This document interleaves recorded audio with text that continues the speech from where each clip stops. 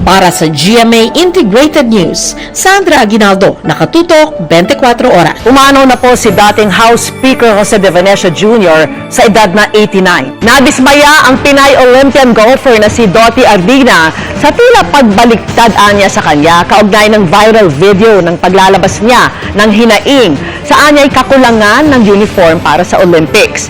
Sa video ni Ardina na nag-viral nitong weekend, pinapakita niya na dahil sa kawalan ng uniform, mano-mano ang pagdidikit niya ng Philippine flag sa kanilang damit. Sa isang post kagabi, sinabi ni Ardina na may nagpapatanggal sa kanya ng video pero hindi niya tinukoy kung sino. Sabi pa ni Ardina, tila sinisisi siya sa paglaki ng issue. Paglilinaw ni Dottie, walang nag-walk out si Senadora Nancy Binay sa gitna ng pagdinig ng Senado matapos magtalo sa kung saan hinugot ang alegasyong umabot sa 23 billion pesos ang new Senate building project. Ang pagdinig ay kasunod po ng utos ng Senate President na i-review ang proyekto kung maluho. Nakatutok si Mav Gonzalez. Arestado ang magpartner na pwersahan umanong pinagbebenta ng iligal na droga ang kanilang anak na 10 taong gulang pa lang.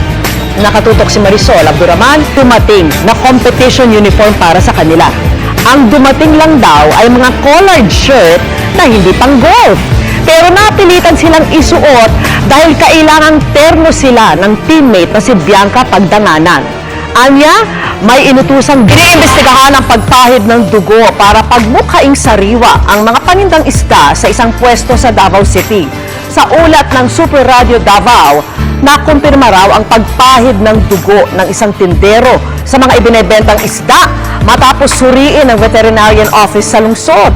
Mariin naman itong itinanggi ng tindero. Ayon sa opisina, 6 na taon matapos itigil ang usapang pangkapayapaan sa pagitan ng pamahalaan at mga rebeldeng komunista, nabuhay ang posibilidad ng pagbabalik ng peace talks.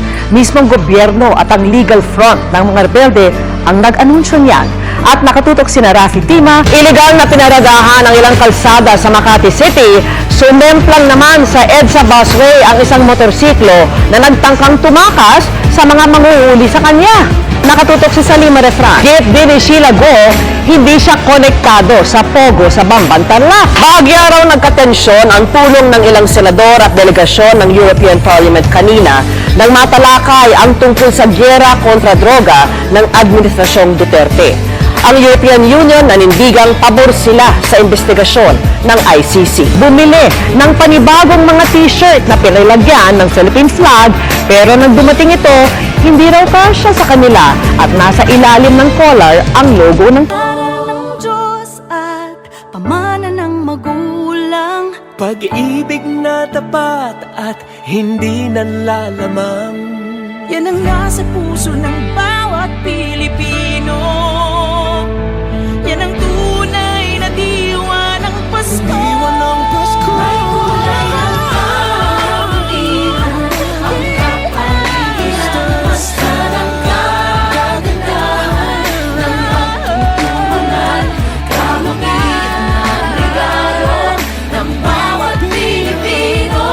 Kaya pag-ibig, pag-ibig, ang kulay ng Pasko. Ayan, mga kulay ng Pasko. Ang kulay ng Pasko. Lugod, amor, ang kulay ng Pasko. Mula sa dingding, ang kulay ng Pasko.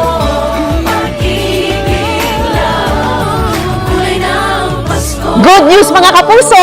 Maaari niyong mapanood ang 24 oras at iba pa naming mga newscast sa aming YouTube channel. I-click lang ang subscribe button na lalabas sa screen. Sa mga kapuso abroad, maaari niyo kaming masubaybayan sa GMA Pinoy TV at sa www.gmanews.tv. Paracetamol is a generic name of Viagesic. If symptoms persist, consult your doctor.